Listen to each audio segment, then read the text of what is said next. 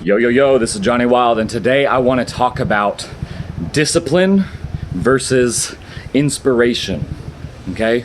In a lot of spiritual circles, you'll hear everyone talk about surrender is the way, trust your instinct, trust your heart, trust what you feel to guide the way. I've told so many people this. I've gone through my phase of doing this to the extreme. Before I went through this phase for about 3.5 years, I was in engineering school. It was all about discipline, structure, scheduling, positive affirmations, getting yourself focused, concentration meditation. It was all about discipline, the yang. Okay? And then I went completely the other direction. I went to a 10-day meditation retreat, and on that retreat I had a Kundalini awakening, which basically just means all of your fucking dormant emotions and life force energy explodes out of you from the depressive lockdown state that it was in, and then all of a sudden your emotions are 10 times more powerful than they were before. The feelings in your body that are supposed to guide you, your emotional guidance system, were 10 times the power that they were before. So I had no choice but to start listening to my deepest, most powerful emotions that were exploding out of me,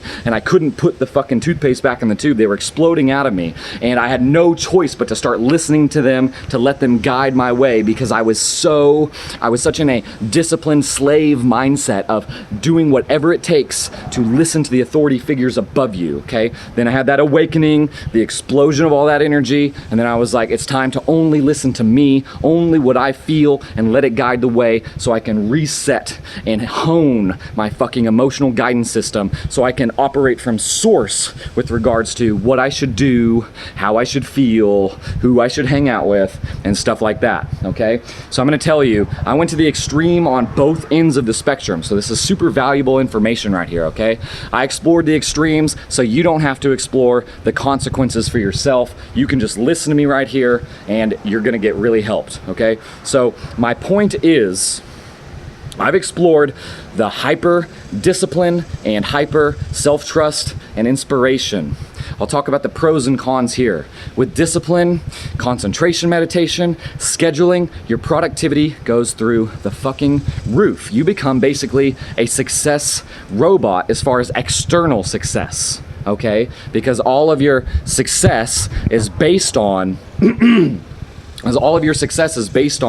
what you do outside of yourself, not how you feel inside as you're doing it. That doesn't matter. That's something to be displaced in this hyper-disciplined state, okay? So the problem is, you get the external success, but the external success is based off of goals that you set from a place of being disconnected from your heart, from your gut, from your deepest fucking desires, wants, dreams, because you're not in access to those when you're in a hyper fucking focused state. You're not in access to those deeper feelings that are supposed to guide you. And so you can succeed really well, but only under the framework of what you know to be the best thing that you could be doing at that time. But that's going to be based in a fucking huge emotional disconnect. So you're only going to be able to succeed so far, and also trains you to sort of like listen to whatever authority figure that you happen to fall into, whether that be a boss at a job that you just randomly took, or whether that be the university system or anything. It's like, okay, I'm going to do a really good job at what's put in front of me, okay? But again, the hyper focus and the discipline makes you very nearsighted, which is good for doing whatever's right in front of you, but horrible for zooming out and saying, wait, what is the grand purpose for everything that I'm doing? Why am I doing this? Is this even what I want? Right? And so that's when you get into the pros of inspiration, spontaneity, listening to your emotions to help them guide you, okay?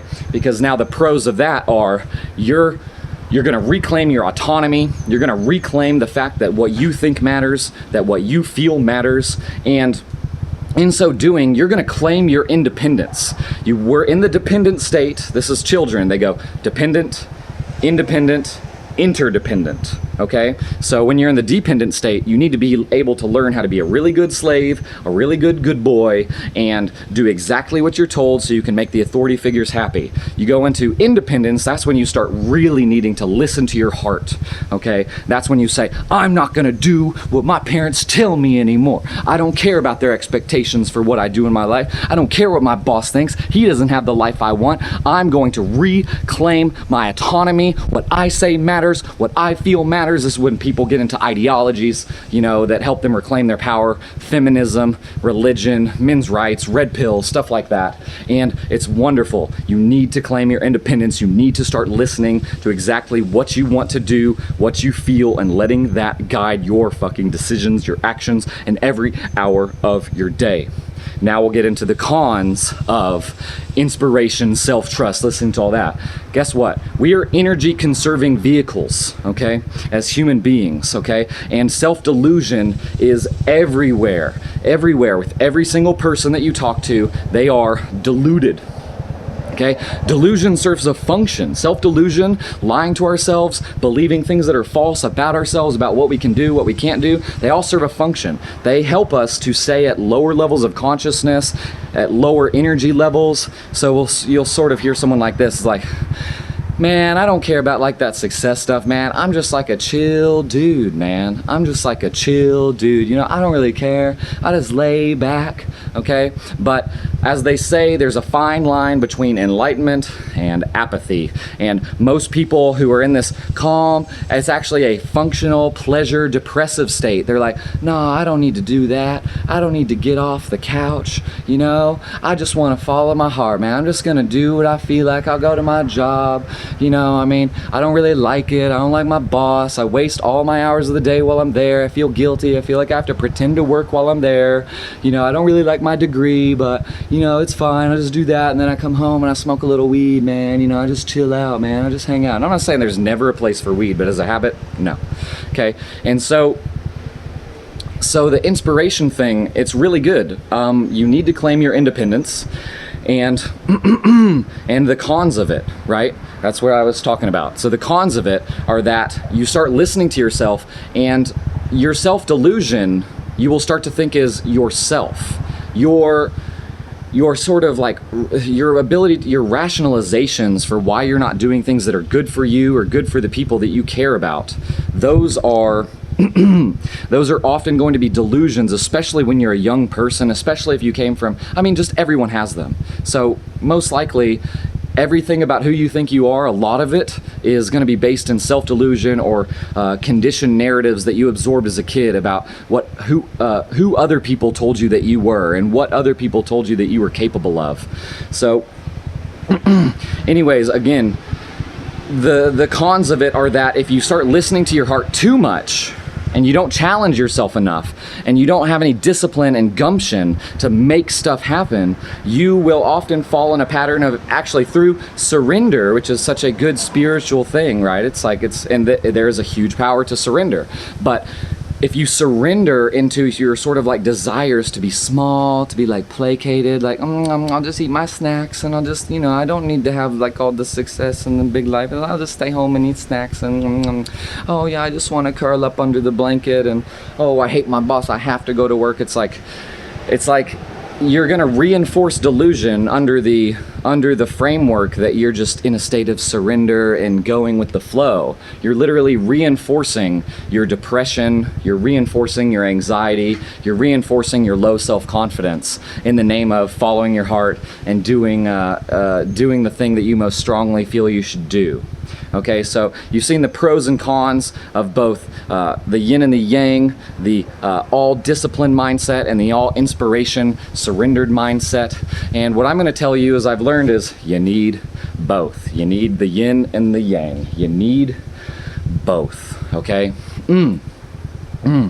just make a little time in your day for both and let it build from there, but make sure you have some in the middle of the day. If you don't schedule, if you don't invest into yourself, if you don't schedule out things that are important for you to accomplish during the day, you're just gonna fall in these like depressive patterns of like trying not to do that much and just coping through your life and just trying to do like really small stuff, and occasionally you'll get a blast of inspiration or whatever and it'll work for you. But the question is like, even when inspiration is working for you, as it did for me for years, for lots of different things, I was still growing. But the question is like, how much faster could I be growing? How much better could my life be? How much quicker could I get away from all the shitty parts of life, the painful parts of life that seem like they're never going to end? You know what I mean? And that's an important question, and that question will lead you to understanding that you need a balance of inspiration and discipline. Okay, so make time in your day, schedule something every day when you wake up in the morning. Concentration meditation is wonderful. You just sit there and one pointedly concentrate, sound of the breath. I do like sensation at the tip of the nostrils, and you sit there and unbreakingly get into that concentrated state, and that requires discipline, and that requires like a focusing of the laser beam in, and it requires mental effort to get to that state, discipline to get to that state. And then when you do, your nervous system gets super calm, and that's when you do the scheduling habit. That's what I do as well. And you schedule, what am I going to do? And I at least need to schedule for, you know, let's say 8 hours of the day, okay? And then for the other time, make time if you want to put it in the schedule, or you can leave the schedule blank, whatever, where after that, then do what you want to do, be left with your own thoughts, operate from a complete place of inspiration, because you need to get a feel as an individual, as a man, as a woman, for when each of those paradigms is going to help you and when they're going to hurt you. And you want to have as many tools in your tool belt for living the best life that you can, so that you can have the biggest positive legacy and impact on the people that you love, your children, your family, your significant others, your, you know, just your society, you know, your community. So it's not all about you and what you want, even though when you're going through the independent phase, you do need to feel that. So there's some pros and cons to each, and just to sum up everything, discipline is great, but it can hurt you, it can limit you. Inspiration, surrender is wonderful, it's great, it can get you to rise up, get some autonomy, set some boundaries, get to know who you are, but it can also reinforce depression, lack of direction, powerlessness, sort of laze, okay? We want as many tools in our tool belt as possible. Let me know what you think. This video came from years, about, let's say, like five years or so, 5.25 years of just like pouring into these different states of consciousness, these different paradigms of life. And so hopefully I can save you some fucking heartache from trying to explore the extremes like old Johnny Wild did. So this has been Johnny Wild. Again, let me know what you think. Like, share, subscribe for more content like this. Hit the little bell if you're watching this on YouTube. Okay, much love. This is a very passionate video for me. Johnny Wild, out.